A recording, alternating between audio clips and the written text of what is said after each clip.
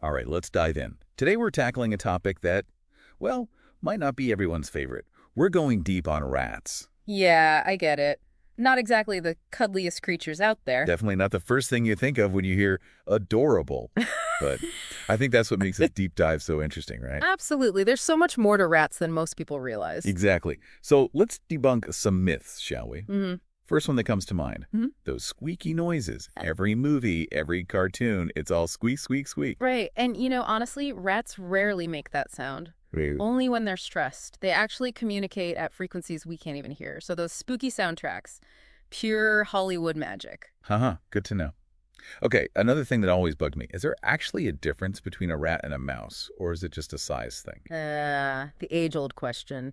Honestly, the terms aren't very precise scientifically. There are tiny rats and huge mice. It's more about their lineage and specific traits. Did you know there are 56 known rat species? Wait, 56? Seriously? Yep, globally. Each one with its own quirks and adaptations. It's a whole diverse world out there. That's blowing my mind. Mm. Okay, so let's move past the ew, a rat reaction for a sec. They've actually done a ton for us, especially in science, right? Oh, absolutely. They've been crucial in research since the late 1800s. Think about it. Their anatomy, their physiology, it's actually pretty similar to humans in a lot of ways. Huh, I never really thought about that. Yeah, so they're incredibly helpful for studying all sorts of things. Genetics, diseases, even stuff like the cardiovascular system. It's kind of amazing. This thing we see as a pest is actually helping us unlock the secrets of the human body. Now, what about intelligence? Are lab rat jokes based on something real? Rats are way smarter than people give them credit for. They're known for problem solving, being super adaptable, and get this, they even show metacognition. Met what now? Metacognition. It's like thinking about your own thinking. For ages, scientists thought only humans and some primates could do it. But guess what? Rats do too. Pretty incredible, huh? Wow, that really changes things. Okay, I've got to ask about the tails. Are they just for balance, or is there more to the story? Those tails are multi-talented, my friend. First off, they help with body temperature, keeping cool, staying warm. The tails got it covered. But that's not all.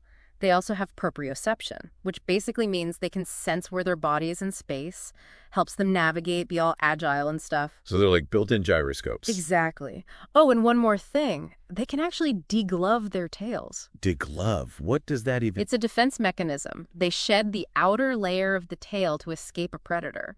Pretty wild, right? That is seriously wild. Yeah. All right, I know this might be a stretch for some listeners, but what about pet rats? Are those the same critters we see running around back alleys? Not quite the same. Domesticated rats, or fancy rats as some call them, are bred from wild rats, but they've been selectively bred for certain traits. They're calmer, less likely to bite, and believe it or not, they can be trained. Really? Like do tricks and stuff? Yep, and they come in all sorts of colors and patterns. Huh. So it's like the difference between a wolf and a golden retriever, kind of. Yeah, you could say that. Domestication changes things in a big way. That's amazing. So we've got research rats, pet rats. But wait, there's more, right? What about those working rats I've heard about? Oh yeah, don't forget about them. Their sense of smell is out of this world.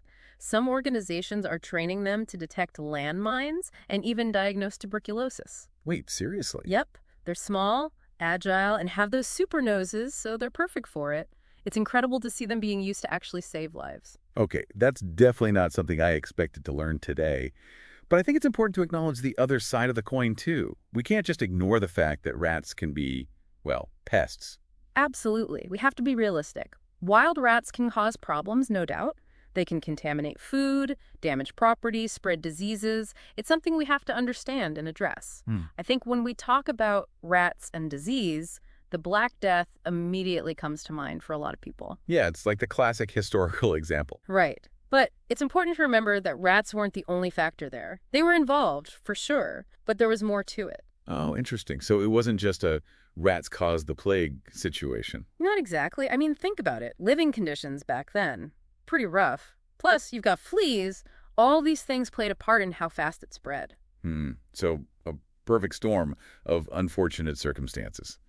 Okay, but on a lighter note, are there any places on Earth where I can be absolutely certain I won't run into a rat? Well, there's one place that's remained a rat-free haven. Antarctica. Really? That makes sense, I guess. Yeah, it's just too extreme. Too Yeah. cold, not enough for them to, actually make a life there. Yeah, fair enough. But wait, didn't I hear something about islands near Antarctica having rat problems? Unfortunately, yeah. A lot of those islands have experienced rat invasions, which have been devastating for the native species. Oh, that's awful. Okay. It's amazing how these creatures can adapt to almost any environment, though. Makes you wonder if we could ever truly live in a completely rat-free zone. Well, getting rid of them entirely from places like cities, that's probably a tall order. But there have been some amazing success stories on islands. They completely eradicated rats from Hot Axe Island in Alaska. No way. And it stayed that way. Yep, and Campbell Island in New Zealand, too. Those places are like rat-free havens now. That's incredible. It shows that with enough effort, we can actually turn things around. But before we dive into those efforts, I'm really curious about how rats are viewed in different cultures. It seems like they get a pretty bad rap in the West. Oh, absolutely.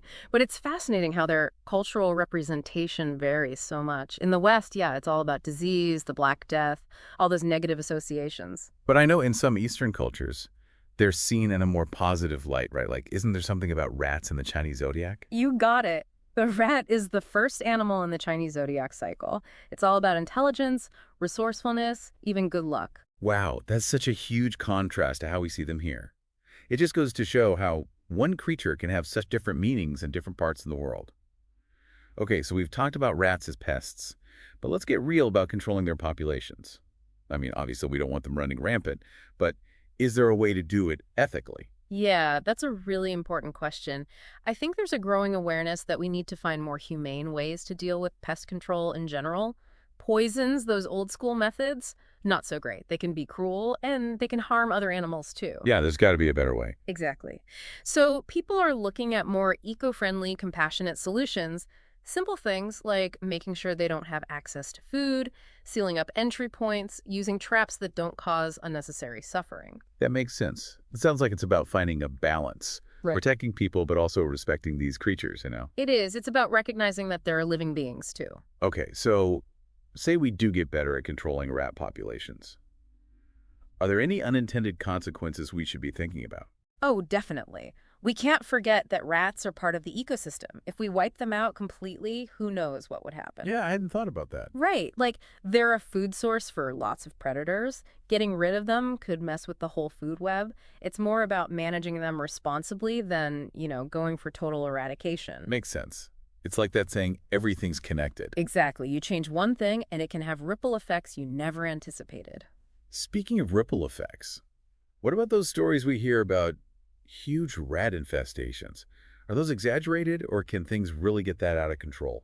Well, there's actually a fascinating phenomenon in India called the rat flood that happens every 50 years. Wait, a rat flood? What's that? Like, do they literally swim through the streets? It's not a flood in the traditional sense. It's more like a massive swarm of bamboo rats.